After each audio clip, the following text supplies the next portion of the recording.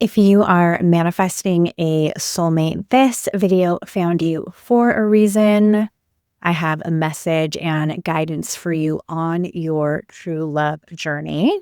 And by the way, hi, I am Nicole Renee Ray. I am an intuitive as well as a manifestation mentor.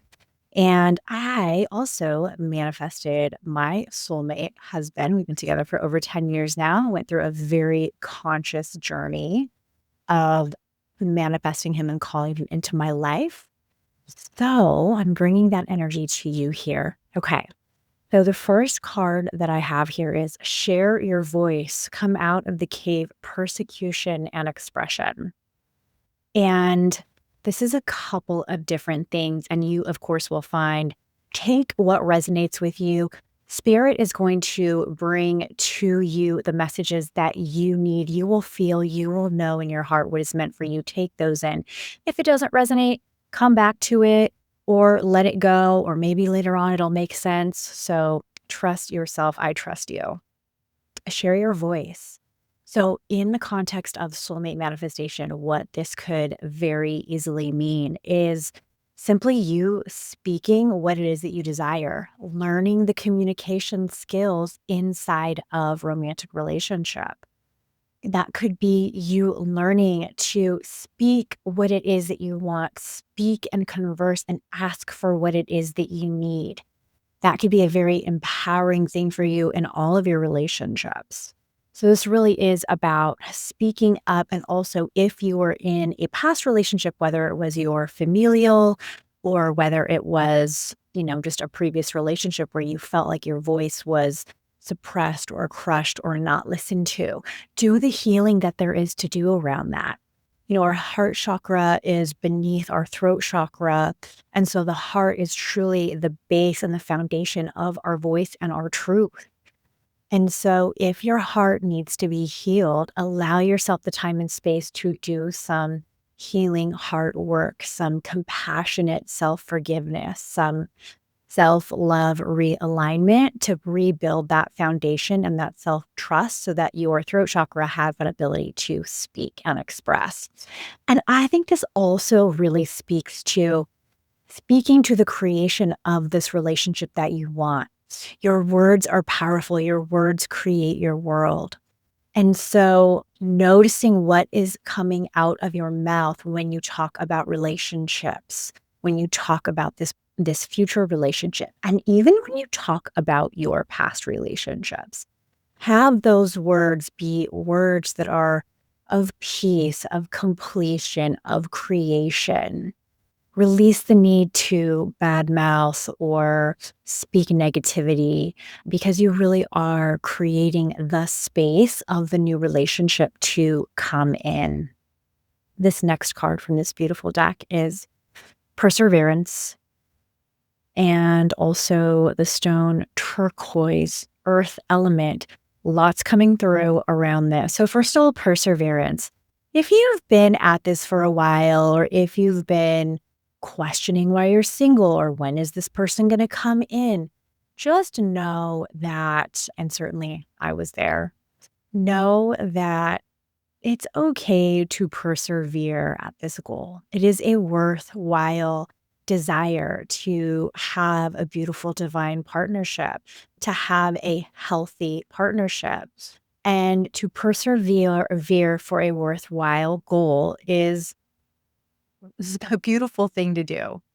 And really the clear-cut message is like, don't give up too soon. Like if you're thinking about giving up or you're just tired, maybe you need to take a break, maybe you need to shift, but the clear message is do not give up too soon and simply to persevere. And then turquoise as the stone comes up, and turquoise is the master healer.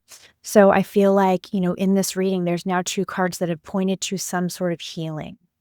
And I can definitely share from my personal experience that healing my past relationships, healing myself from the impact of past relationship, healing myself from childhood wounds was pinnacle in me shifting my vibration to be able to line up to attract who was to come.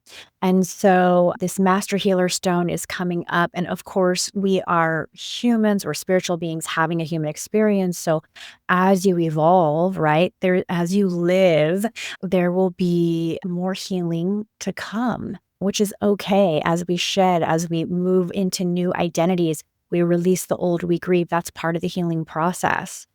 So, I think the message here is don't identify yourself as a wounded person. That is not the case here. You are simply a human being having a human experience. Healing and regeneration is part of the process. So honor that. And at the same time, really take the time to check in. And is there any more healing? And for some reason, this might not be for all of you, but the structure in this image, it reminds me of the Palace of Fine Arts in San Francisco. So that could be a little nod or message to some of you. Yeah. And in fact, I think that's a location where a lot of people will take, engagement photos or wedding photos. It's really a beautiful place. And for some reason, whenever I see this card and I see the picture of the structure, it reminds me of that. I have a couple more decks to go. I love using a multitude of decks, including the tarot. Yes, Spirit, what else about this soulmate relationship that is on its way? Ooh, interesting. Okay, stagnant waters, feeling stuck. A call for shifts, flow, and change. Okay, so where have you been stagnant? And I want to make this distinction between stagnation and rest. So if you simply have needed rest or peace or some quiet, that is not stagnation. That is, that is regeneration. That is restoration. It's necessary. We all need that. Stagnation is usually when there's a lot of resistance that is built up. And so that is, one of the key words that I usually, when there is a quote unquote blocked something, there's usually just some resistance. And oftentimes with resistance, it's as simple as our subconscious hasn't quite caught up to our desires. Our nervous system hasn't quite caught up to our desires. And luckily, there's all kinds of tools out there to reprogram your subconscious, to regulate your nervous system. So if this is resonating with you, definitely utilize some of those tools out there. If you don't know what they are, just drop a comment and ask. I'll happily share some with you. And again, there's such a strong message of not making yourself wrong for being stagnant or stuck, recognizing if you have. So for example, I think for some of you, this is like you haven't dated in a really long time, or you took a break or you have been, and there's maybe just not a lot of movement. And if that's the case, I would go back to what I said about the first two cards, because sometimes that inner work and that healing really shifts the energy within you. And then we'll see that shift on the outside. So that's one way I would go. I'm going to pull a clarifying card on this from this deck. What is the message of stagnation? The ripple effect, part of something bigger, details are taken care of.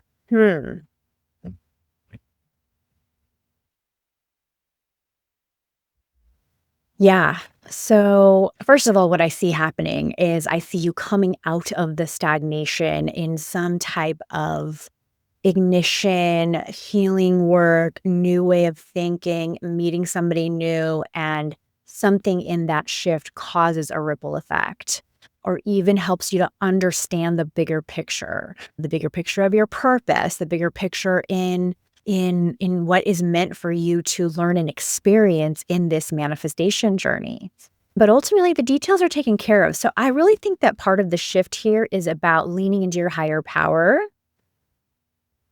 forgiveness work with your higher power. So if there is some type of, things happen in life, and sometimes we're like, "Ugh, I really wanted it to go a different way."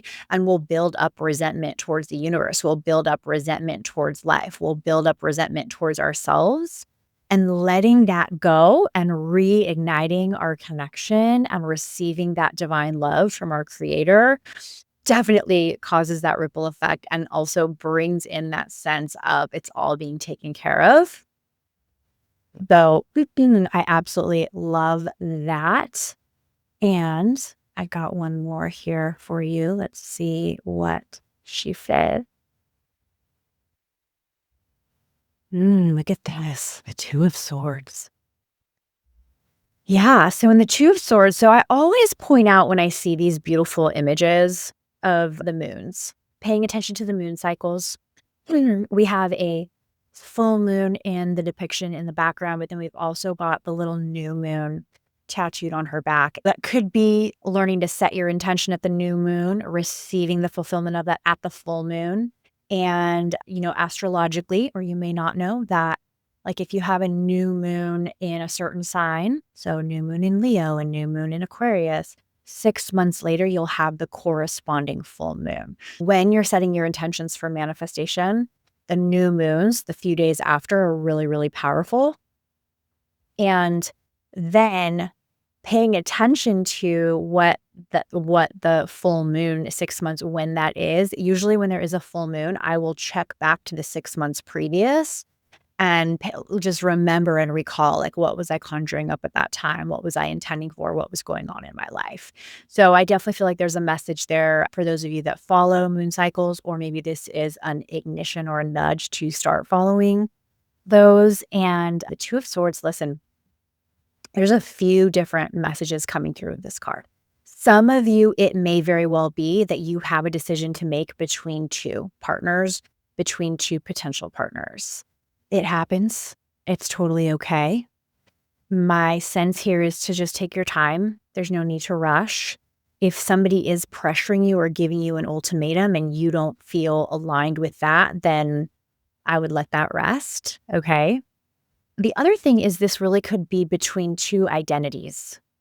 So if you are someone who is manifesting a true partnership, maybe you want to actually be married, you want that type of relationship, could be very well that you are shedding the old identity of a single person and you're exploring who would I really need to become as a person to really embody being that person. So like in my own story, for a long time, I suppressed wanting to be a wife. So I didn't share that with the people that I dated, even though it was something that I wanted. I really feel like for a long time, I even suppressed it from myself.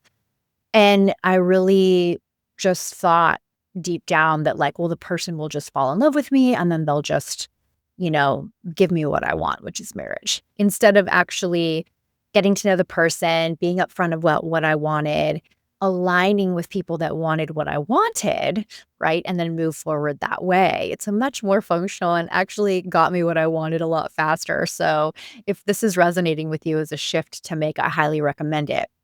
But my point is, I had to release the identity of the girl that suppressed her desires.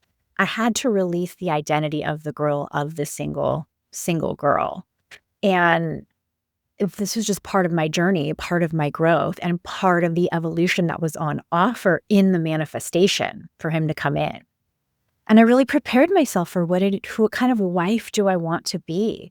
And who is that woman as wife? And what does she stand for? And who is that woman who says what she wants and goes for it, says what she wants, is able to communicate it, is able to honor and release a person if they are not aligned. And that was a real new identity to step into. So some of you are really looking at releasing the old identity and stepping into the new, and very much the message of stepping into the new identity is part of what is going to bring this relationship closer to you. And also just know and embrace that this is part of your growth. This is part of your evolution. And really, when we go through ego deaths, when we go through releasing of identities and stepping into new identities, there's a grief process, there's an emotional process, but ultimately it is so for our highest good. And so I highly recommend that you embrace that. So let me know how that was for you. Check out the goodies that I have in the description, all kinds of fun freebies to learn about. You can also book a reading with me, and I will see you in the next video.